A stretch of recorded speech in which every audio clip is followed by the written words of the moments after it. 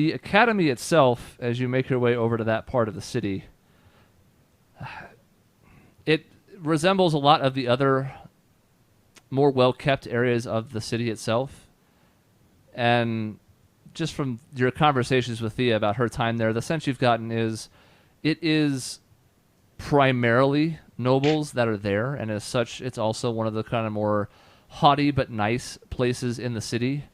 But it's also not exclusively nobles. She mentioned a smattering of students who were there who did not have noble lineage, but still somehow had magic within them somewhere, whether they were, some kind of half-breed or something else that gave them the abilities, but not necessarily the privileges afforded to some of the nobility in Waychester.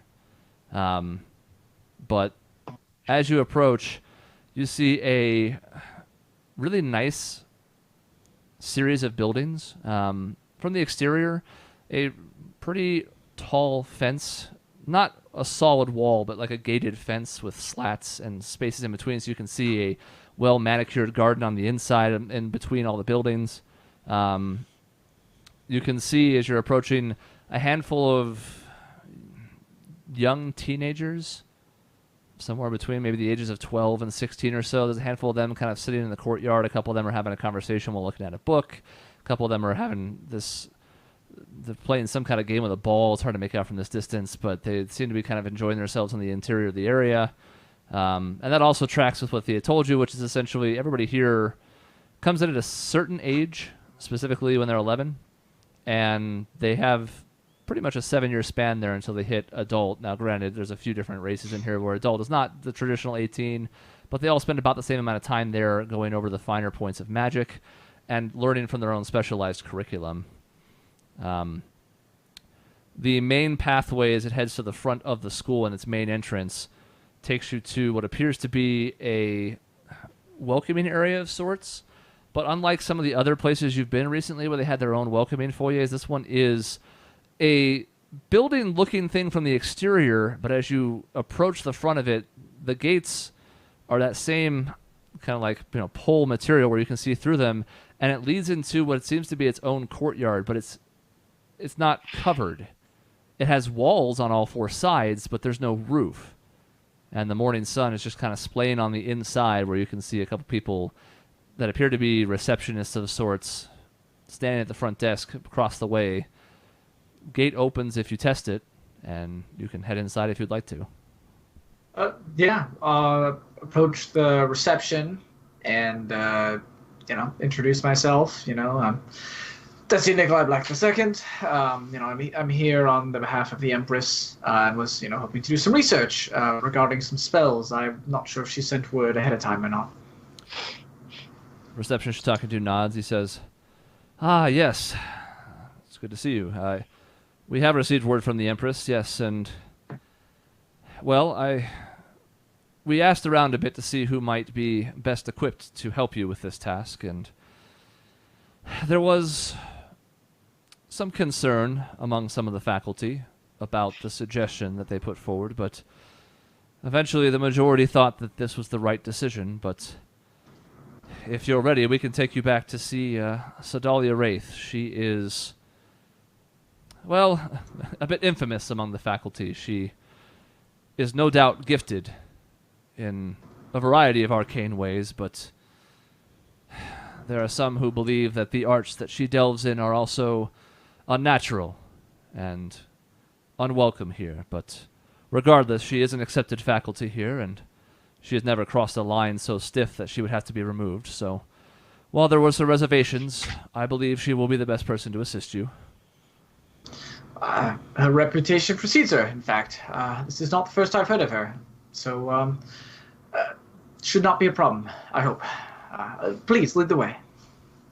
He gives a nod and starts to escort you basically through this other door in the backside that, again, just opens up to more open area, not surrounded by walls this time, but the main takeaway from the interior of the school, of the academy, is verdant.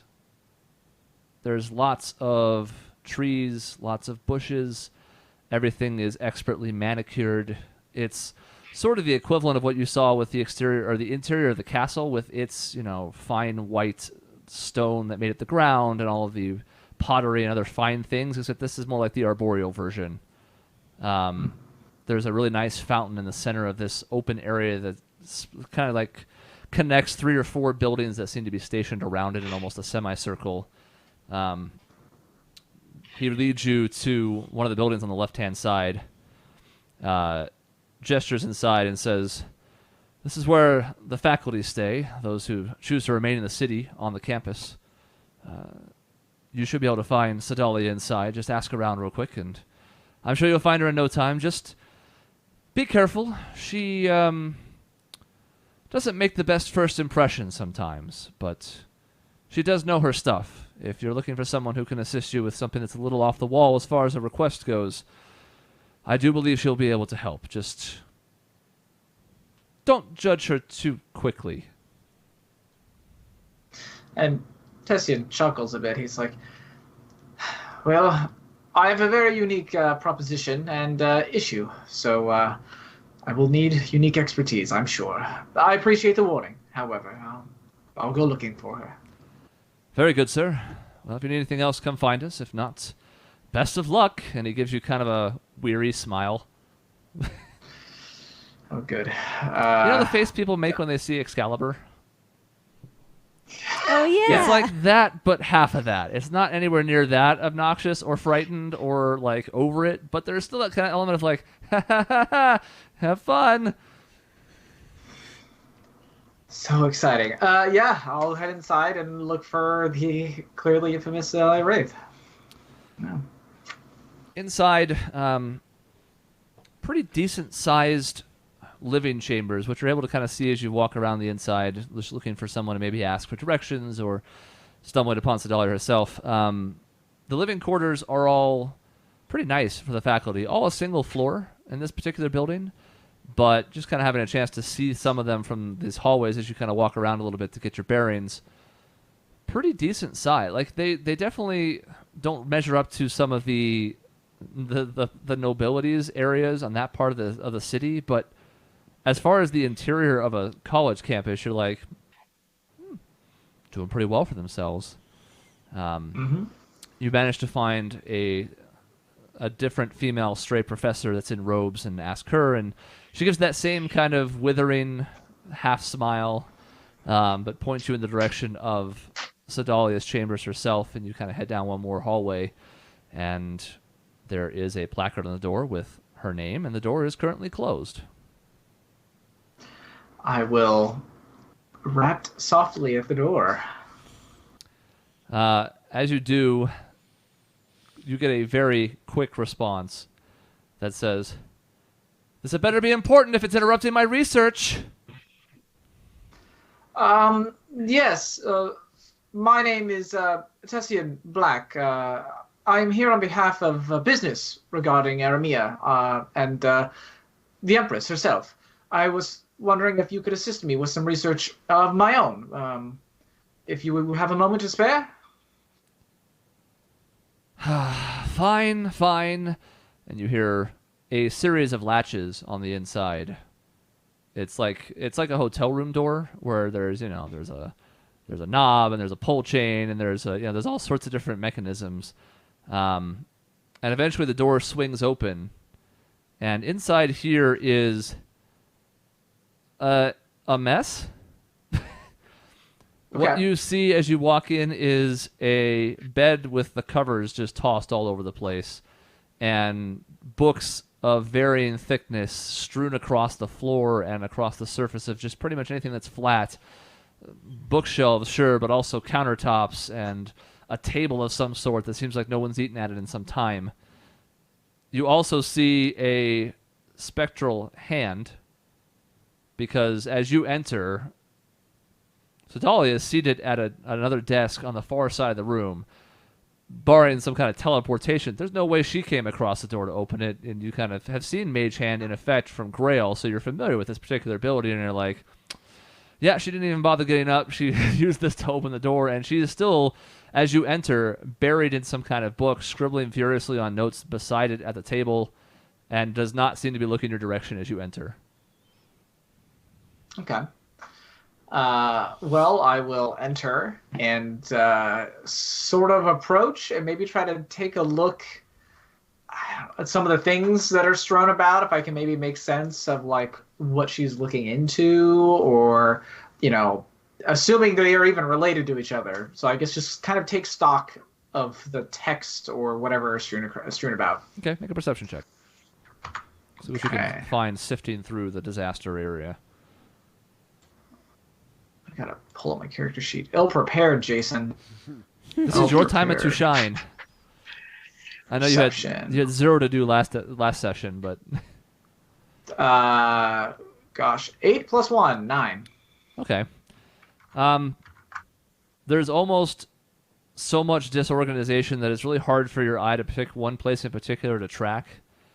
But scanning the room, the thing that you do kind of pick up on, at least in a cursory sense, is there are a lot of sketches and reference points to creatures and animals.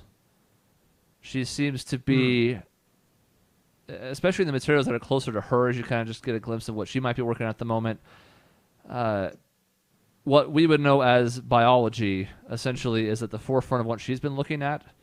And a lot of these sketches of sorts are broken into phases where it's like an exterior one and then perhaps what their internal organs would look like if they were all categorized and laid out on a table. It's sort of sketched out individually so they can take stock of the inventory of sorts of the interior of that animal or creature.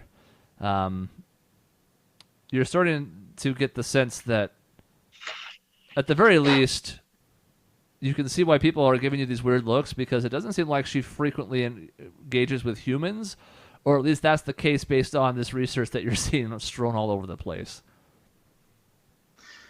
Uh, well, I can. I think I'm seeing why you and Thea work together so much. Your interest in anatomy and physiology here. Interesting. Very interesting, I must say.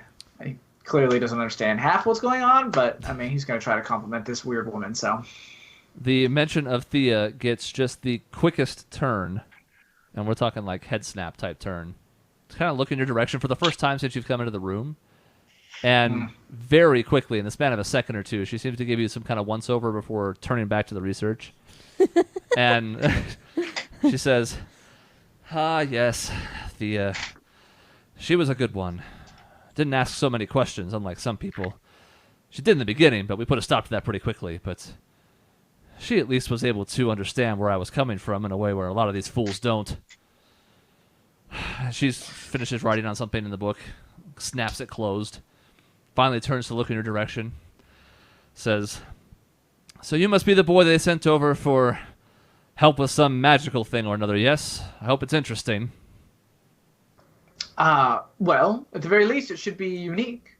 And gosh, Tessian will legitimately just summon that spell that hurts him. He'll just summon it in here and basically wield it such that it hurts him, and sort of as he's doing it, so as he kind of like summons the lightning and stuff, he'll explain. So, my family possesses, its own sorcerous magic, as many families do. However, the taint on my bloodline prevents me from fully wielding this magic in the way that my mother and sister can. I'm looking to develop magic of my own to help mimic this in a way that I can wield. And my understanding is that you are uniquely suited for this.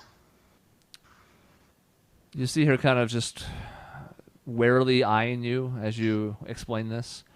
And as she's thinking, she's kind of leaning against one side, and her fingers are kind of idly just brushing against what appears to be some kind of scarring or disfigurement that surrounds her left eye. She has her black hair kind of tied back, seemingly just to get it out of the way. It's not really done smoothly, but it's enough to at least get it out of the front of her face as she's working. A pretty high-colored black outfit of some kind that seems sort of loose, comfortable, relatively pale skin. as a genasi, you're not necessarily unfamiliar with the concept, but this seems different. This seems like someone who does not get outside perhaps enough. And she sits there and just kind of considers. She says, so it's backfiring on you then. You have any idea why? Is it something with the way you're casting the spell, or something mental, some kind of block, something that is backfiring on you? My understanding is that it requires a certain... The spell was crafted for my family, but that was back when we had blood that had not yet been tainted. None of the men in my family have ever been able to wield it properly since. I believe it's tied to the curse somehow. I don't know if that is why they suggested you at all, but you're where they sent me. She kind of gives you a slow nod. She definitely appears to be deep in thought, but for the first time, she's actually sort of engaged with what you're saying, as opposed to just having it like, not in one ear and out the other, but, not really paying it much mind. She gives you that nod. She kind of seems to be lost in thought, and then she rises up out of her chair and kind of quicker than you're expecting crosses the distance between you and her, even though it's not a great one, and puts her hands on the side of your head. And just kind of like starts twisting your head one way and like turning your neck this way. She props up in one of your eyeballs with holds your lid open with her fingers, and she's kind of like looking in there with one eye of her own. Turns you around, looks at the back of you, doesn't seem to find anything there worth looking at, so she spins you back around to the front. At this point, and you can stop her now if you'd like, she starts to like pry open your mouth. Is there something I can do to help you? She doesn't seem to pay you any mind. She says, interesting. I wonder. And closes your mouth again. She takes a step back. And she says, well, none of that really told me anything. I just thought it would be fun. But let me see if I can give you the once-over in a different way. And you see her extend a hand. And it glows with this yellowish orange energy. And let me see something real quick. La da do do do. 13 plus a chunk. I won't tell you what, but it will not surprise you that she's magically inclined. She says, they were right to send you to me. This is fascinating, I suppose. So you say that for some time this bloodline has been tainted. Was there some incident in particular? It only affects the males. And you can see like she's sort of asking questions and sort of just thinking aloud, to where, especially as she goes on for about 30 seconds with this kind of mixture of half questions, half statements, it's sort of difficult to tell when you're supposed to chime in, at what point you're supposed to answer a question. You figure when she takes a breath, maybe. But she kind of keeps turning this over aloud as she's just looking at a spot near you but not at you, as she's, again, lost in thought and kind of just idly. She says, many generations, so it can't be that, but... Oh, if the females are affected, but perhaps if he... She kind of all of a sudden looks back at you and she says, so what was it then? One incident, or it just happened over time, or what? Do you have any idea? How long? Since the War of the Kraken is my understanding of how the history works. The Kraken that attacked Black Harbor, it's cursed my my ancestor, and our understanding of it ever since then is that as a male himself, the curse was uniquely tied to that particular sex, and the females have simply avoided it ever since. I don't know that that's true, but it's all we've been able to determine. Once again, she's sort of nodding, but not looking at your direction. But she does seem to be listening for once, which is a nice switch. She says, that Kraken. Would have liked to have gotten my hands on that. Would have been a fascinating subject to study. Oh, well, it threatened the city or some such, I suppose, so it's better off this way, but I'm always disappointed by that one. And you see her kind of like, Can, oh, go ahead. he tries to chime in. He's like, some of the bones are still around, rather large. Uh, they built around them. It's not really good for study, I suppose. But you're always welcome to visit. She puts her hands on your shoulders. She goes, "They actually kept some of those. You're joking, right?" Well, they're large, not really easy to move. It may not have been safe now that you're asking the question, I suppose. I'm not the only one affected by some of this. There are others in Black Harbor who are touched by the sea, as it were. You're not. He kind of like leans in. You're not telling me that like it's bad, is it? It's been there a while. Her hands are kind of dug into your shoulders because surprisingly strong grip, but they slacken at this point. And she says, well, I couldn't say for certain until I studied more, but no, I don't think so. Not the bones. Other parts of it, maybe. Some kind of lingering effect, but no, not the bones, but I don't know. I'm not opposed to some field work. I might come check it out, I suppose, if you're going to invite me. I don't often get invitations. Certainly, you'd be more than welcome to. We will take any assistance in looking into our family's past and any way to cure what has happened.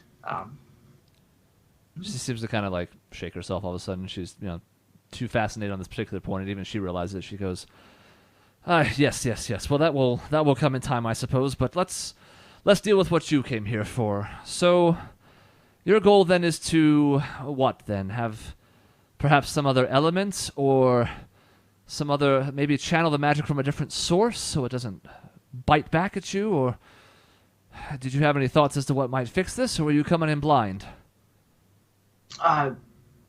Yeah, something similar, yes. The unique way that the spell draws power, it was designed for someone who wasn't me. If I could find a way to either draw the power differently or draw a different source of power, then it should work, I assume. But that is spellcraft beyond my own capabilities. She gives you this sort of look to kind of like make sure that your eyes are on her. And you watch as this, again, this scarring, this disfiguration that's on the left side of her face that kind of wraps around her eye, kind of starts slowly emitting this like thin smoke, just wispy trails of it that peel off from different sections.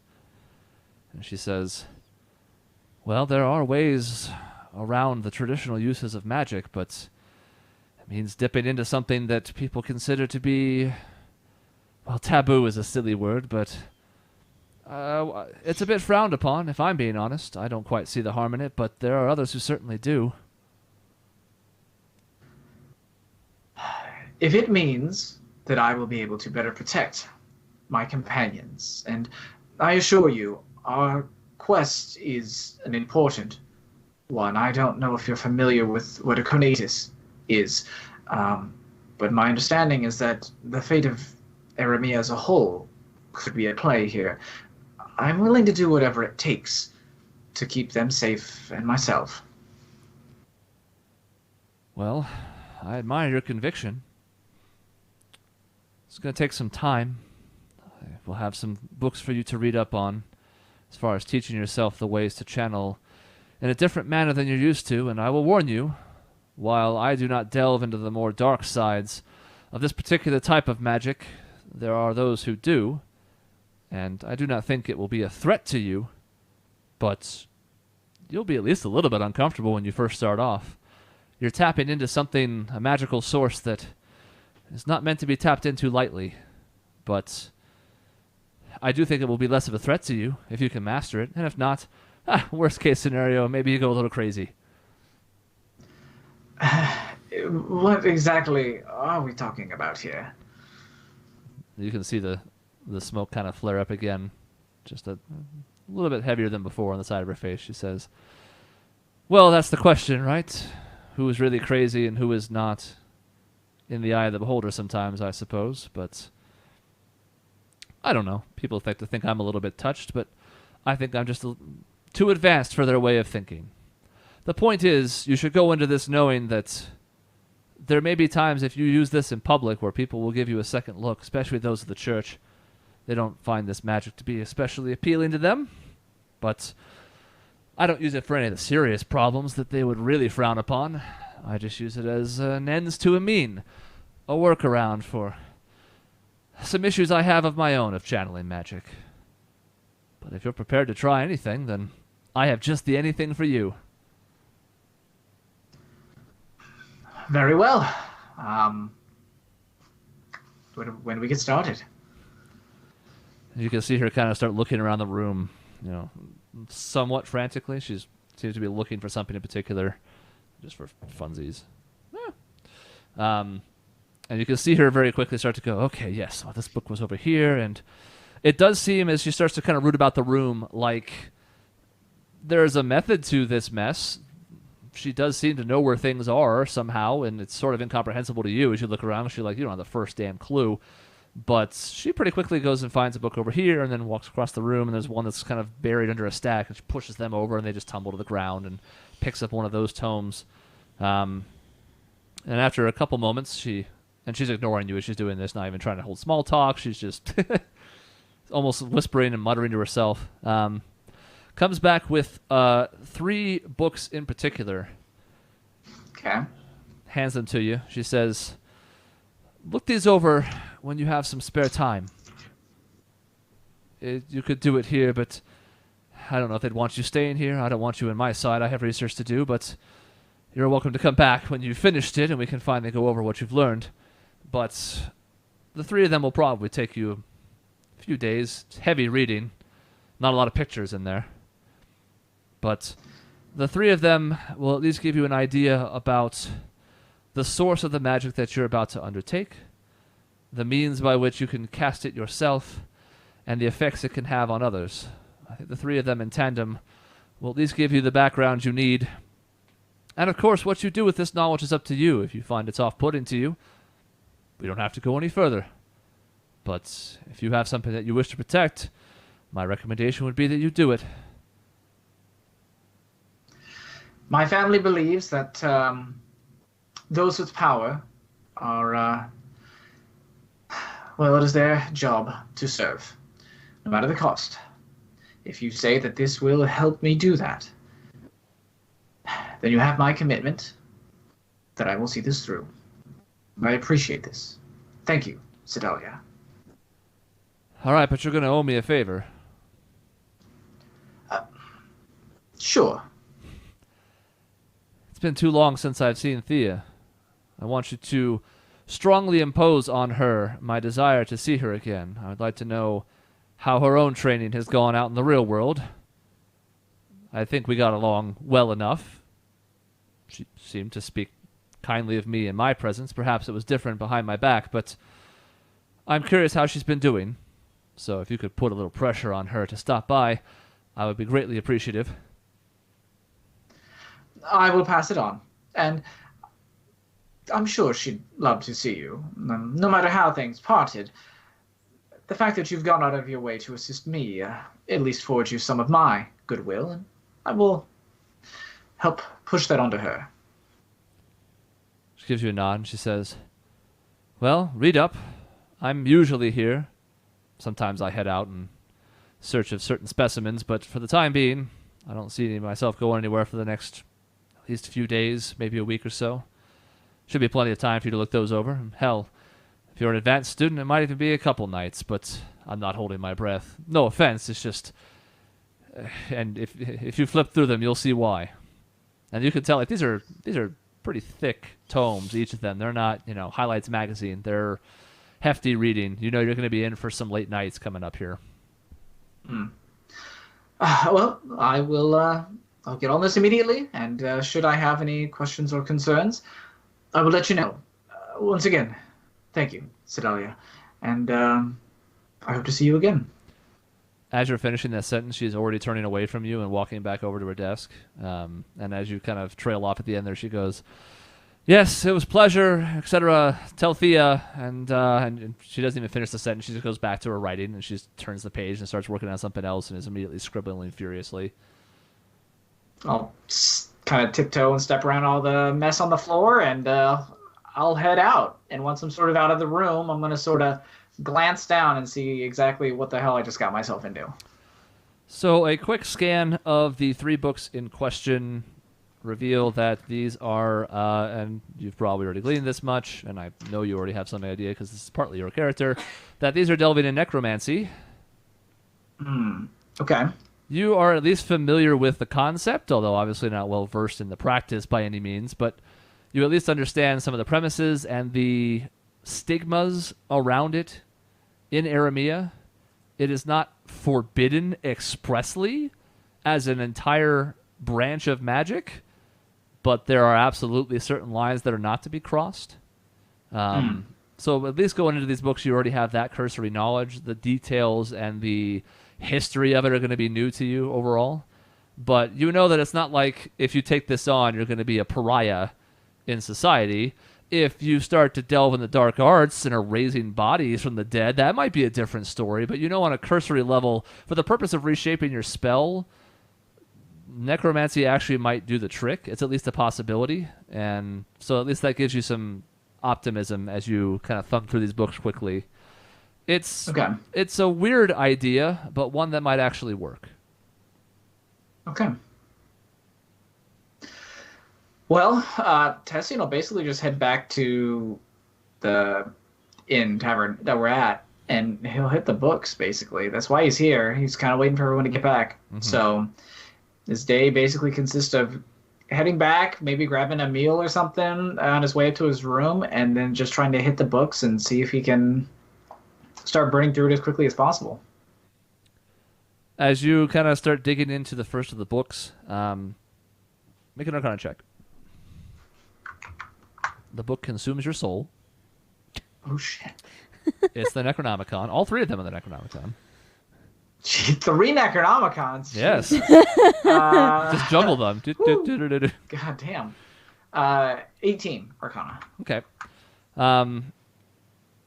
With the better part of an afternoon at your disposal, it's slow going at first. Even for someone who reads as much as you do, there's this element of like a lot of big words, a lot of unfamiliar words, a lot of terminology. It's very specific, especially in its instructions as far as, you know, the history of this and where it comes from and how the body can channel this energy in a way that's not self-destructive. But as you get into it a little bit more over the course of a few hours, you're starting to make a little bit better headway. I will say the better part of the afternoon gets you about halfway through the first book. It's pretty good progress, and if anything, it's a little bit better than you're expecting. It's a real page-turner. It's fascinating stuff once you start to get into the rhythm and flow of it. It's a tiny bit concerning. Again, you're sort of aware of the existence of this magic, but some of the properties that it has and some of the things it can do, you're like, oh, yeah, I can see why there are people that are hesitant about this. All magic comes with its own abilities and its own risks, obviously, and you're familiar with that to some extent. But this one in particular, you're like, I can see how if this is used the wrong way or in the wrong hands, this can be not so great.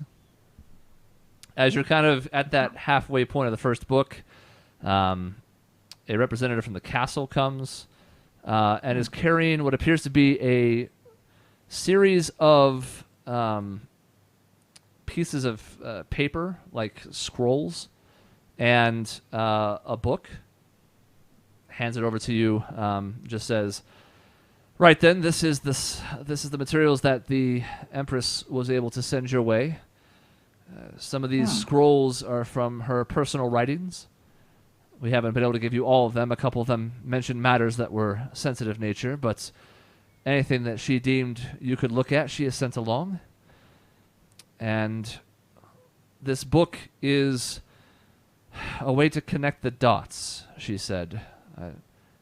Didn't make a lot of sense, but she said that once you've kind of read through everything, it might make sense to you. Very well. Thank you. And send my regards to the Empress and Rezia. Nods. Says, "Will do, sir. Let us know if you need anything else." I will. Thank you. Assuming you'd like to take at least a glance over those. Yeah, so I guess I'm taking a break from one homework and doing the other homework. Tessian needs to like go downstairs, get some tea, and he's gonna hit the new books. Yeah, that's I guess. good. You gotta stretch. You don't want to sit too long, you know. Yeah. A quick glance across these, and again, you can read these in more detail with additional time, but just looking them over to kind of see where you might want to start with them, what the approach might be. The scrolls of sorts, they're not actually scrolls, but they're pretty fine papyrus. What the fuck are scrolls made out of? They're really, Parchment, they're yeah. nicer parchment paper. Yeah, that's a good one. A couple of them appear to be letters. A Okay. couple, there's a map on one of them, and the map is of Aramea, but there are crude lines drawn across it in sort of like a no, we're not enough people. I was gonna say like a Ticket to Ride map, but not enough people have played that game. Like a haphazardly made spider web, where there are connections, okay. but they don't really come out of like one point and branch out. There's just this series of lines that sort of interweave across the map in different directions.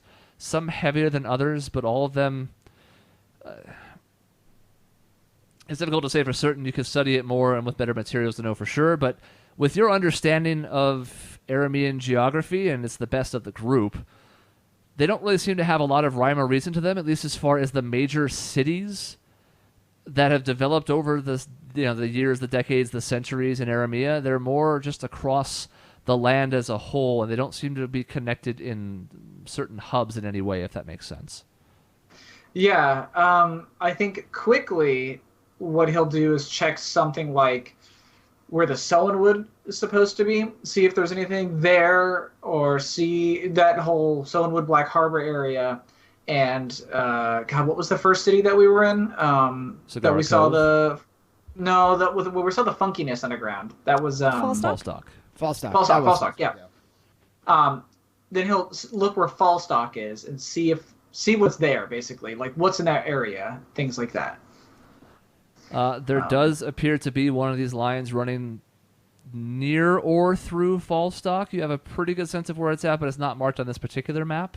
But knowing that the inlet of the river kind of works its way through there, you have at least a pretty close idea. And there is one that seems to be there. There's one that seems to lead directly to Black Harbor. You know exactly where that is without needing the help of any other ancillary maps. The Sullenwood's tricky, where it seems like there could be some either in or around the area. It covers a pretty wide swath of land. But as far as like, does it run through the heart of it? I mean, you've been once, but you're not as familiar. It's possible, but that one might take some additional cross-reference to know for sure. Okay. And that gives me a start. I want to just like kind of breeze through the letters. Or no, that was the book. The book was supposed to be the thing to help put it all together. So what's the book on? The book, as you sort of thumb through it, is in a very nicely bound edition. Your guess is it probably came from the Royal Library. They told you they were going to look in that direction anyways. And inside, as you kind of thumb through it to see how this would help with the map, it is a description of what is essentially elemental way lines. It's sort of what the Empress was talking about with her own version of the ley lines, but it seems older. This book, when you're kind of thumbing through it, seems like it was written... You're not entirely sure how long ago, but not recently. 50, 100 years. It goes back a ways. And a lot of it is just describing the Reader's Digest version is the findings of someone who's not named in the book who was tracking the way that magic seemed to flow through the land. And the idea that while there is innate magic in people, and it's sort of what conspires to keep the nobility as the nobility because magic runs through their blood and not that of others. In addition to that person-to-person conveyance, there's also just this omnipresent countrywide source that is tapped in some way to allow people to have magic in the first place. As though to say that the magic has its own agency of sorts, that it seems to flow in some places more heavily than others, and that the land itself is alive in a sense, not a breathing, talking, that kind of living, but that these connections, for people that are especially attuned with magic, they could actually sense where these elemental ley lines were stronger and where they were weaker. And there's some suggestion over the course of some of the chapters as you flip through that there has been somewhat of an ebb and flow to these lines over time, where certain areas might be weaker or stronger in a given era, but there's not a lot of explanation as to why. I think the one thing I want to reference in that book in particular, because you said it has maps, older ones, is I want to see where we did the first part of the Conatus. I don't know what that location was called. It was sort of up that mountain. The Penella Pass. Penella Pass, yeah. I want to look there and see if there is some sort of conflux or connection with these so-called elemental ley lines. As you kind of like brush your finger across the page, you're sort of following the track backwards now to where you guys cross the mountain. It does seem like there is a ley line that runs through that area as well. Again, the specifics of it, especially in a map of this scale compared to how big the actual continent or the country is, continent too, is difficult to know for certain. But one of those branches does seem to kind of weave its way through the mountain pass and then continue to the west. If I follow that one to the west, does it head towards where we're going, towards the Thale Mount? It's you have to take a lot of diversions to get there because Thalemont is, pretty far northwest. But there is a connection from, this to this to this. It wraps around this way and then heads to the west, and another one branches off to where there also appears to be one. Well, considering the size of the Thalemont, there are multiple that seem to be in that area as well. Okay. Interesting. With that elemental book, does it specify that there are certain lines that are particular elements at all? Is there a rhyme and a reason to some of that, or is it just sort of, they're elemental and who knows, it could be one or the other? Or did they find specific areas that were attuned to particular elements? The suggestion that you're getting from whomever put this together, whether it was one researcher, several, one person, a group, it's hard to say, is that that the ley lines appear to be more of a generic is a weird word for magic, but a more uniform, universal, all purpose. Yeah, and not of certain regions have certain elements.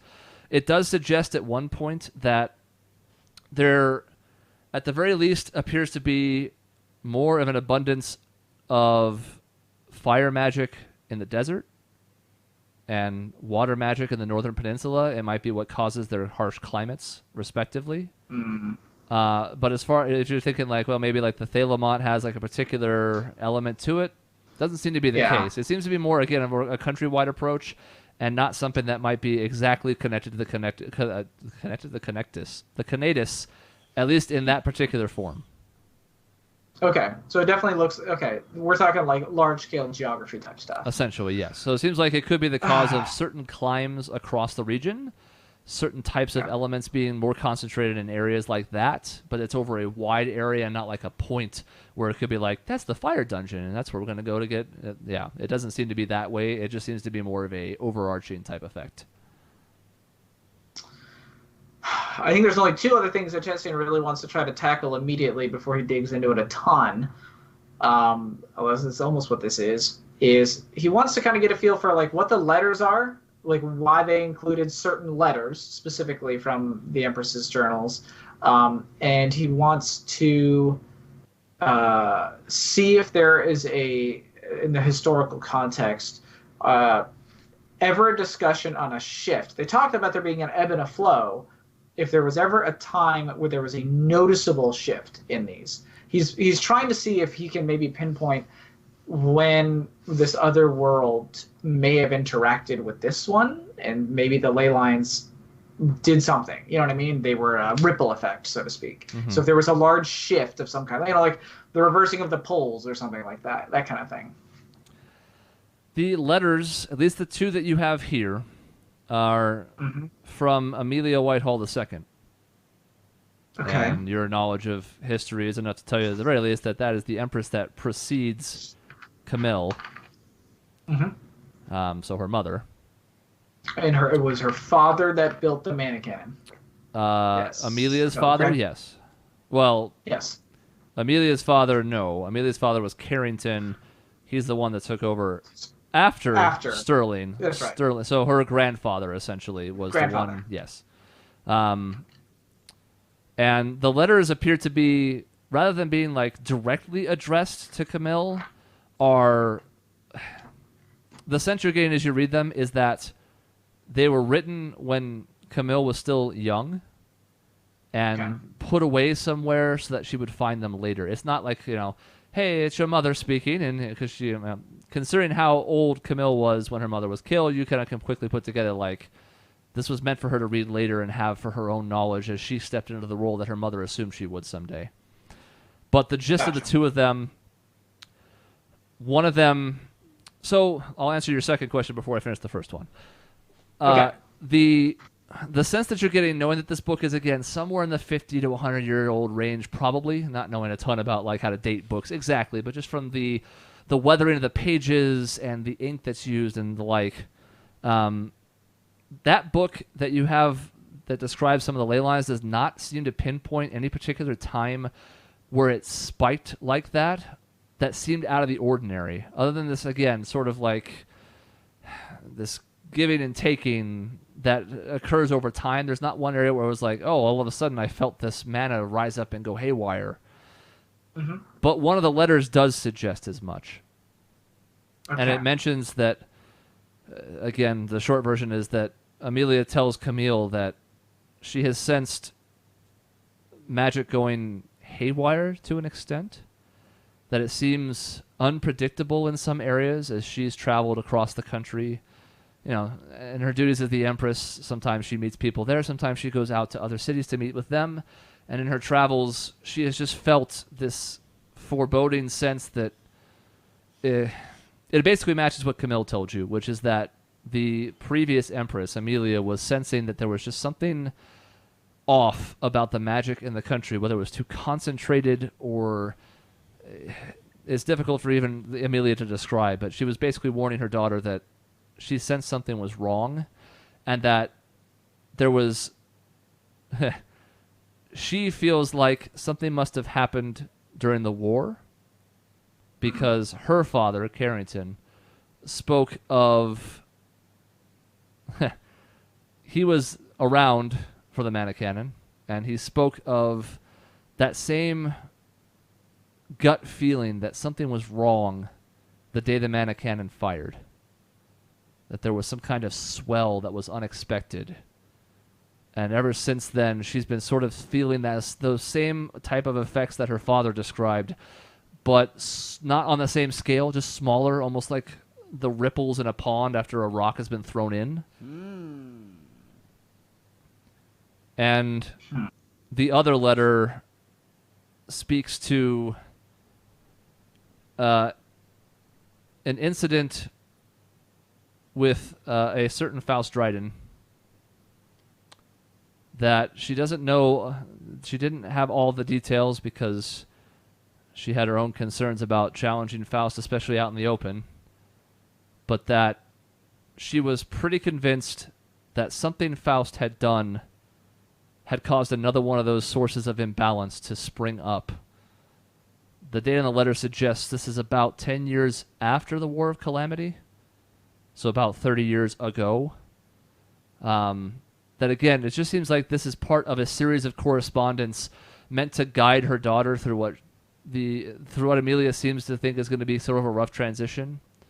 The more personal effects at the end of the letter suggest as much. It's sort of like if you're reading this, perhaps something terrible has happened. But I want to make sure that you're as prepared to leave this country as best you can. But that's the suggestion that the two letters give. Okay. I think about the only other thing Tessin will try to do is compare, because there's I've got, correct me if I'm wrong. So I've got like two maps. I've got one map that was sort of sketched or scrolled out, and then there was the maps in the book itself, the older maps. The So map's are just there the two one sets map. of maps? Just the one Just map. one map. Okay. The book essentially describes how those lines might work, Okay. but it doesn't have any of the maps. But essentially the reason that you can connect the two is like, okay, this is this map with lines on it. What does all that mean? And the book is essentially like, there are these sources of magic either deep beneath the earth or something underneath the surface where they can all sort of, and it tells you how that happens, essentially. So just the one map. Okay. Okay.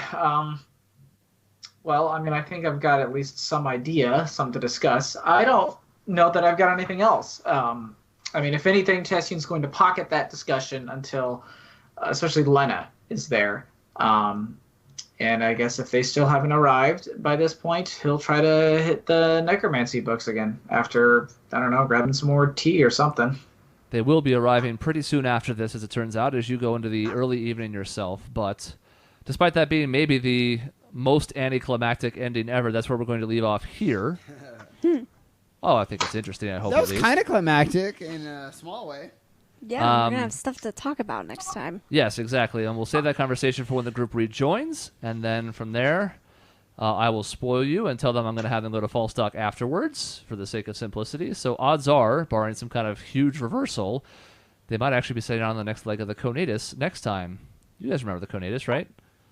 It's a thing. Yeah. So we'll see what happens next time, but I'm pretty sure it's going to happen. So I would love for you to stay tuned.